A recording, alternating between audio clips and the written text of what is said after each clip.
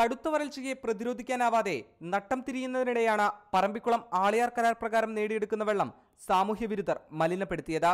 ഇതര ജില്ലകളിൽ നിന്നുൾപ്പെടെ ചെക്ക് ഡാമുകളിൽ മീൻ പിടിക്കുന്നതിനായി എത്തുന്നവർ രാസവസ്തുക്കൾ കലർത്തിയതായാണ് സംശയം. മീനുകൾ കൂട്ടത്തോടെ ചത്തുമുങ്ങുകയും പുഴയിലെ വെള്ളം 2.5 കിലോമീറ്ററോളം ദൂരത്തിൽ കറുത്ത നിറമാവുകയും ചെയ്തു.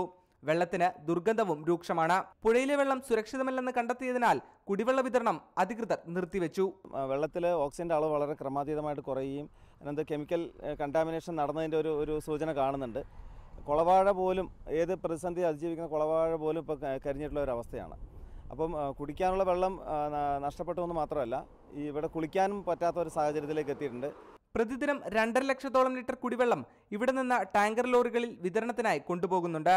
ജലവിതരണം നിർത്തിയതോടെ ചിറ്റൂർ നഗരസഭയിലും സമീപത്തെ 4 പഞ്ചായത്തുകളിലും കുടിവെള്ളക്ഷാമം രൂക്ഷമായി. പുഴയിലെ തടയണകളിലെ വെള്ളം ഒഴുക്കിക്കളഞ്ഞ് ശുദ്ധീകരിക്കേണ്ടി വരുമെന്ന നിഗമനത്തിലാണ് അധികൃതർ. റിപ്പോർട്ടർ, പാലക്കാട്.